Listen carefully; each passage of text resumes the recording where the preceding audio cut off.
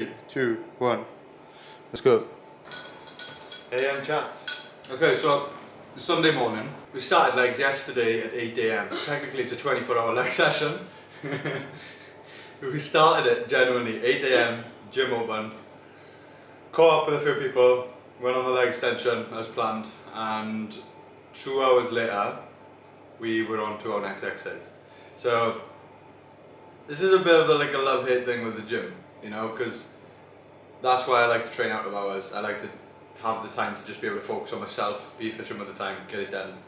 But when we come here, if you've got time, it's great. You have the chats and stuff like that, but because it's so rare that you do see people, when you do see people, every single time we're having a catch up. And I enjoy that part too. It's just like, I don't want to not do that.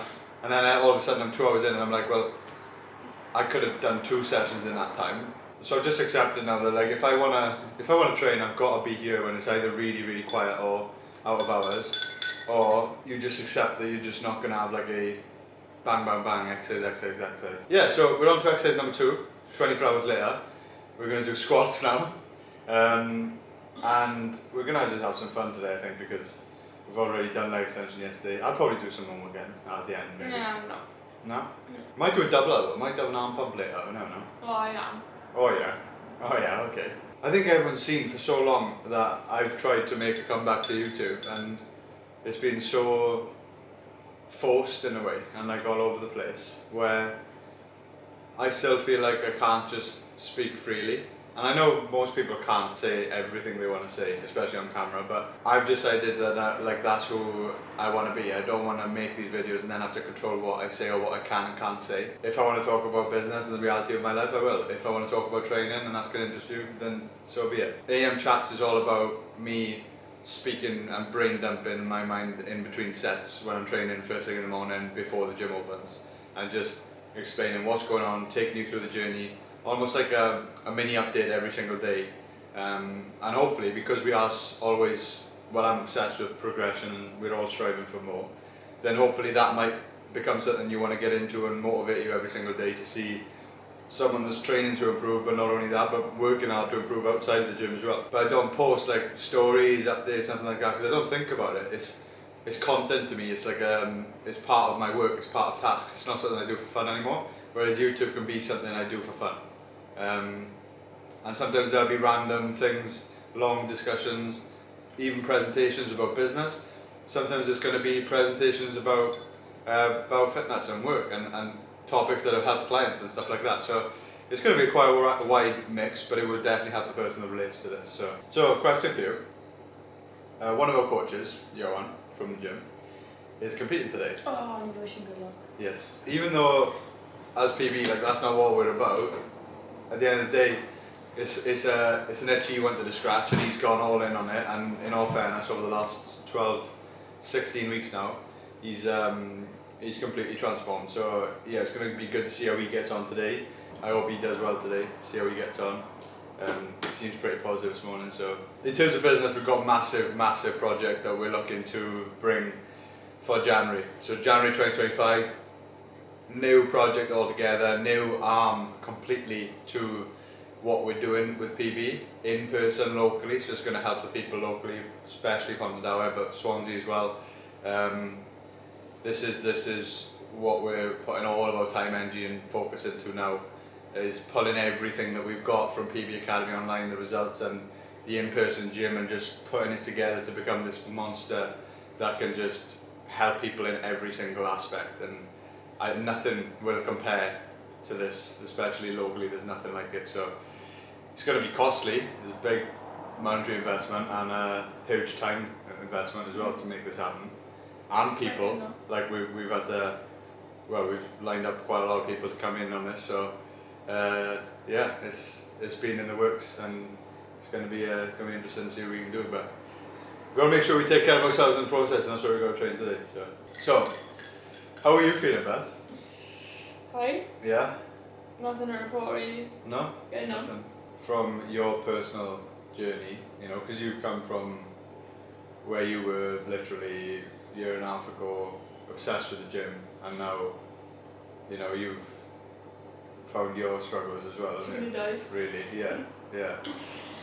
It's a natural thing, though, isn't it? Like when It's a natural thing. If you it's when you grow up as well. Like when you're young, you got time. yeah, Time is all you have. yeah, So you don't even have money. no, You don't have money when you're young.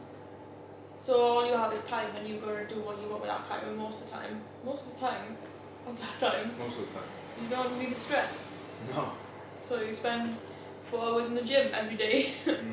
That's it, innit? Why is it It's just hard? natural. I don't want to like make it into like a massive thing that only I'm going through, because other people go through it. They just may not even discuss it. Do you know what I mean? People don't discuss it though. I wasn't prepared for it at all, and I think it's probably one of the biggest struggles that people face. It's outside of the coaching industry or the fitness industry. It is hard. Don't get me wrong. When you're a coach and you walk into the gym and you don't want to train, and then you got to tell other people how to train, it is hard, because you know you still love it and you enjoy programming other people, and it's like when you're in there, it's like you want to get out of there. It's a hard concept to understand, but more so from just a gym hop person point of view, where you do see a lot of people go out of shape Yeah. the older they get, because life gets more busy. Yeah. So they'll give all their time to sport. Like I said, you've got all the time in the world when you're young. You've got a lot of boys playing rugby, football, girls, netball, hockey, gym, you know? Mm-hmm. And they do fall off the wagon when life gets busy, and then they do become a little bit unhappy in themselves. And they kind of just dismiss the problem. So whereas with us, we're like, we're trying to rack our brains around why don't we like it anymore, why don't we have time for it when it's all we lived and breathed for at one point. With those people, they kind of just stop and they don't give a second thought to it. Yeah. And then 10 years down the line, they're unhappy, and they realise, fuck, I'm not who I used to be. I think that's one of the biggest things as to why fitness coaches and people obsessed with the gym or bodybuilders can't relate to the normal person. No matter how hard they try, you just physically can't. I've even had some coaches behind the scene like say to me, why can't they just do it? Why can't they just follow it? Do you know what I mean? And it's because they've never been in that situation before. Like a lot of these coaches are young. They haven't had to deal with, focusing on growing a family or actually having a job that's not coaching. And I think that's where the biggest struggle is for the majority of people then, that obviously aspire to or look up to these coaches online. So there needs to be someone that can actually help the majority of people that have aspirations outside of the gym. Like, how can you actually get the most out of your time spent in the gym? Even if it's something you don't really like, you just know you want the physique, you want the confidence, you want to be in shape. It has been for us for a very long time. We've struggled to deal with it because I'd love to have 3 hours to just spend in the gym and train the way I did before. But I know there's an opportunity cost that I'm going to be losing 2 hours of time that I could have been putting elsewhere. The funny thing about that in business is like, I'm in a position where if I was happy with where we're at right now, I could do that. But when you're always looking for growth, no matter how successful you become, no matter how rich you become, you're always going to be using your time to push you forward. The biggest example, I don't want to use his name, but is Elon Musk. He still works 24/7 pretty much, because it might be just decision making at that point, but there's a lot of thinking about it. There's a lot of time that goes into travelling. If you've seen the map of his jet and like where he's off and how many journeys he does throughout the years, it's ridiculous how much he's on the go. Because I think when people are just obsessed with growth, no matter how much you delegate, you're still going to be wanting to be involved, and I feel like that's where we're at right now. With us, it's genuinely a case of there's so much more work to be done. Yeah. Do you know what I mean? Like, someone else will look at his gym and be like, yeah, it's great, but we see his potential Yeah. and how much more we want to do with it. Like, the world is so much bigger than Pontedoa. 100%. You know, and But not just that, but for these people here, like when someone comes in to the gym or messages online and they've got this question and I'm like, how don't you know that? And then it's just it's like this driving factor of how can we just make everyone aware of this? How can we make people aware of these like basic tools? And yes, everyone says like, oh, it should be taught in school, and people say that about everything. But what are you doing to actually make that happen then? What are you actually doing to push that education to these people?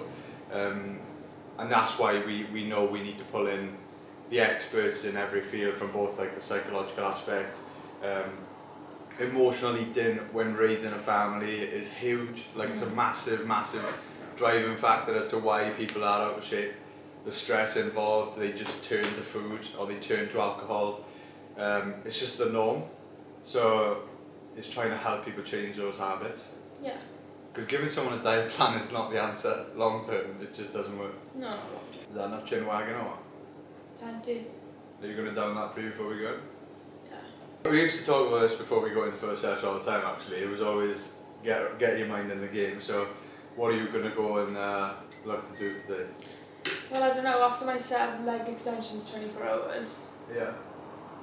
I go. Did you still got the pump? No, Your pump's gone. pump's gone. So they may be a little bit fatigued. Yeah. So I'm going to take it as it comes. Yeah. I did put 75 on the bar yesterday. And I felt pretty good. Good. That's all I went up to. Are you going to go for 80 or are you going to stay smart today? I think with my knees and the leg extension set 24 hours ago, I might stay smart. I would. I think, like, my thought process with it is you've got to leave your ego behind, you know, when resetting everything. So when things haven't been, if you haven't been doing a specific movement, barbell squat, for a long time, I haven't, Oh yeah. go in and pick the higher range of the top set. Like that's, I know you've heard it before, but it's go in, set the standard, and just take it 1 rep at a time, but make every rep perfect. And then you know next week you can put more weight on the bar. And you probably hit the same number of reps, and then over time, week by week, you just start building back up again. Well, it's taken me about 8 weeks, I'd say, for a squat to actually feel nice again. Because I used to barbell squat, well, ages ago, about a year ago, and I loved barbell squatting. But then we took them out. And then I started working basically a desk job, so I'm not working with all the time, so I'm literally in this position the majority of the time. Whereas before, I was getting 18k steps in per day, sitting for max 3 hours a day, gymming for 3.5 hours, so my body and joints were constantly just like active. Whereas now, I go down there and it feels like cracking as I go down to the squat, and it's taken ages. For the first few weeks, it wasn't about weight. It was about let's actually make this feel okay, without feeling like you know when you're bending a glow stick. Yeah, crack it. Yeah. It's a skill, isn't it? It is. Like any exercise is a skill. If you stop doing that, you lose the ability to do it very quickly. Because there's a lot of moving parts to a squat as well as all exercises. You know what I mean? To the normal, I say normal person, but the person who doesn't know better, they think it's just moving up and down. Yeah. Whereas it's a whole body movement. Oh yeah, I've seen some nasty squats when I was doing PTing. You know, when you try and get someone to squat that's never squatted with a barbell for the first time, it's hard. It's hard to watch. Because there's so much to think about. Like you looking at them, you'd be like, oh yeah, do this, do that, and that would blow their mind. Yeah. So. I've seen some mad things. Like one guy, he literally just like slowly went down like a zigzag, and then went on to just one leg, and then nearly fell forward. Like it was with just a barbell, yeah. And no matter how much we'd done in that session, you couldn't fix it at the time. Yeah, it would take weeks to do. Because people can't. If you say something like a Q to someone who's advanced, they can fix it like that. But when someone new, they don't know. They can't. So. It's one step at a time. Yeah. So on that note, people confuse strength loss with. Well, what do they confuse it with? I forgot what they confuse it with. I got it. Here we go. Real tap number 2. People confuse strength loss with the fact they haven't practiced a skill in a while. Like a barbell squat. If you stop doing that for like 1 or 2 weeks, when you go back to it, do not expect to shift the same weight. You have not practiced that skill in a long time. I always compare it to a footballer doing free kicks. If they don't do it for a couple of weeks, they're not going to be able to walk up to that ball, be confident and hit top ends first time. So you need to make sure you just get back into the squat, feel good doing that exercise again, and this applies to every exercise. Once you've been doing that for a few weeks, the strength will be back to where it was. It's not the strength that dropped, it's just the fact you haven't practiced the skill. Make sure you follow more. Please follow me. 24 hours later, continuing the leg pump. Salad. Skadoosh. Oh, hello, we're back. So, we're just about to get into squats now. Now, usually, when I'm trying to be, like I said, as efficient as possible with my time, I will be doing all of this stuff and warming up with leg extension, getting through working sets in, usually supersetting a few things upstairs to be fair, with isolations. And then I usually finish towards the back end with the big movement because I'd be fully warm and ready to go. And I'd have to use less feeder sets. So that's the way I make things a lot more time efficient. But I wanted to talk about these shoes and how much they mean to me. Because I've had these, right? I bought them when literally money in the bank was rare. Definitely didn't have much. So I spent out on these when I was about 17, I think, something like that. And at the time they were like a big purchase, they were like 80 quid or something, and they've lasted me 8 years, it must be, like around that time. And it's one of the best investments I've ever made. So the little heel wedge that they've got here built into the shoe, so it's a typical Olympic lifting shoe, but when you're doing squats, it's the only time I use them, not for deadlifts, and I'll tell you why, but when you're doing this for squats, what it's going to do is going to allow you to improve your ankle mobility like that, which is going to allow you to therefore shift a little bit more forward in terms of your knee. It can actually travel further over your foot, and then you're gonna allow for more knee flexion. So that's going to allow for more quad. So if you're trying to squat to grow your quads, definitely invest in these when you're doing squats. Otherwise, trying to walk onto like a heel wedge is going to be a little bit more difficult, especially as the weight gets heavy. So yeah, one of the best things you can do if you're trying to get bigger quads, get some of these, and any squat pattern, you're going to feel it a lot more in your quads.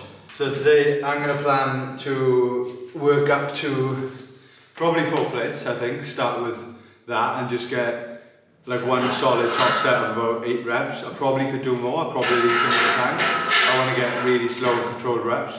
So that's going to be my plan, just like I said upstairs, start at the higher end of the top set when it's a new exercise and then work my way down over the coming weeks. Yeah, should be able to get back to squatting 5 plates for a good top set, a pretty solid top set I think, and that's beltless, no knee sleeves, nothing like that. Like I said, I just want to be in and out of the gym and I don't want to use any fancy equipment at the moment, so yeah, we'll see where it goes now.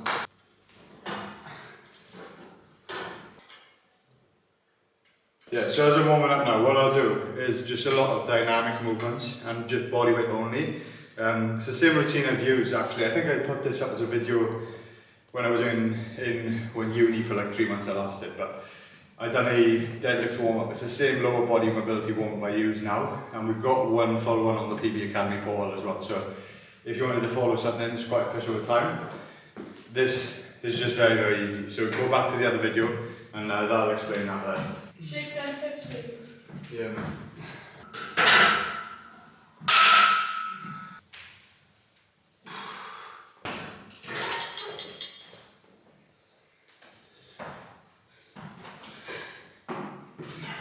It's taking me back to proper old school days where you just walk in and just squat. Like they just squat.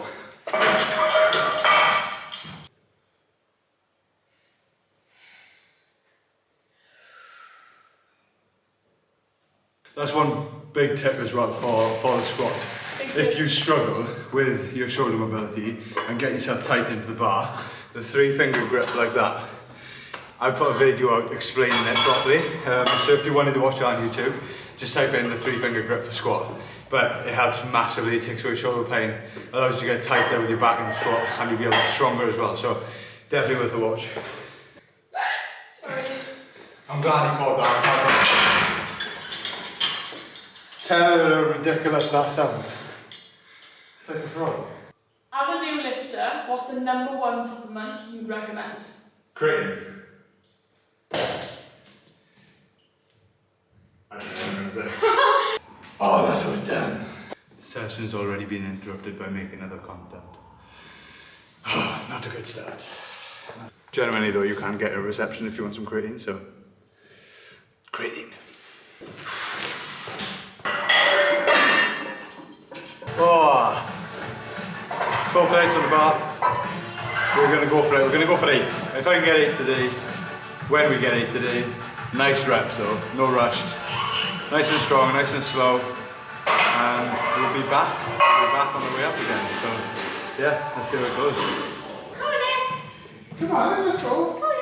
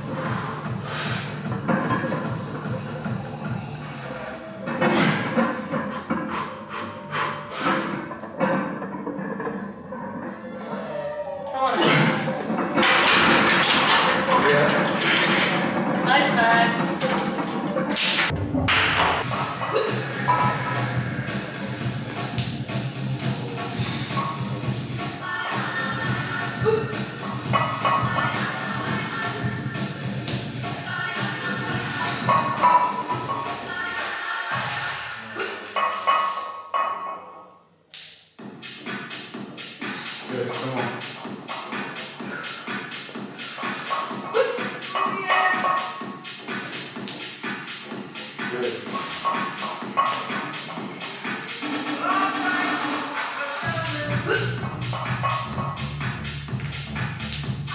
Good, that's it, come on.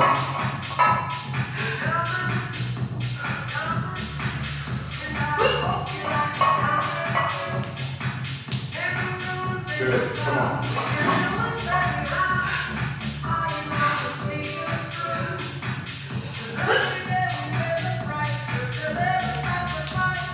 Good, come on.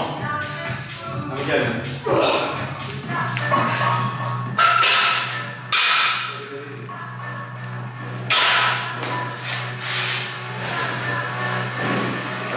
We're going for a back off set of 140. Best I've done with this is 140 for 30. So I'm going to try and get 20 and I'll be decently happy. And I'll probably die. But. Yeah.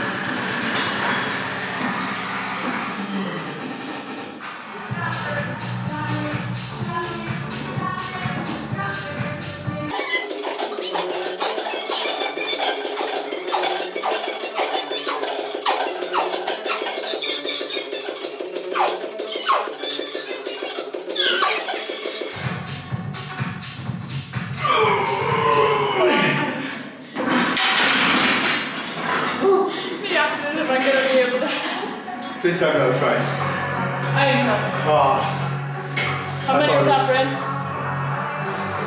how much? How much?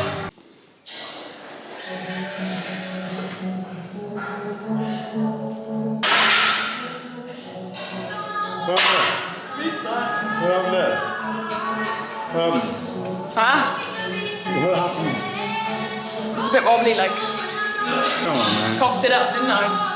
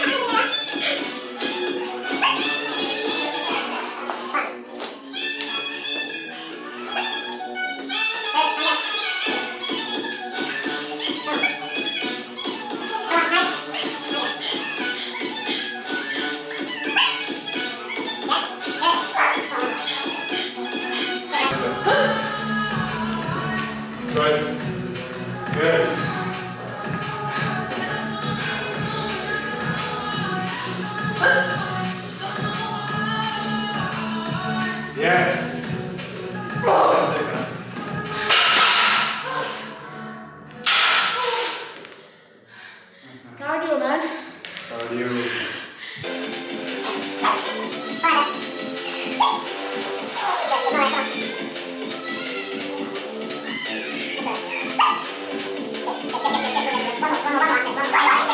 Breath, come on. Got yourself in touch. Last one, right? Slow on the way down, easy second way up. Slow, and then go, come on. Lock it now, all you. Good. Nice, take it off. Yeah. Good. Go, training. Nice. Time saving hack, training with a partner. Don't need to load up double the weight, just do one leg at a time. Super set. Yeah, I think it's a good idea. Yeah. I don't fucking lift as much as you do. No one does.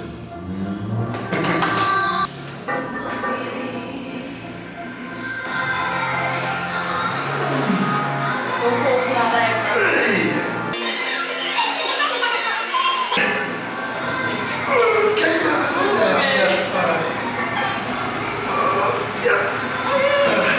You're probably right. Jesus. No, that wasn't good. Sorry. My right is so much stronger though. I've done, you done that test run the last year. My right leg is 1 kilo heavier than my left. Also, you have to find out.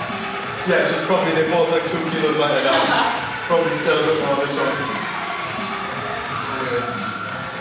Yep. I'll find it. It does feel so much lighter than that though. Yes, that one is.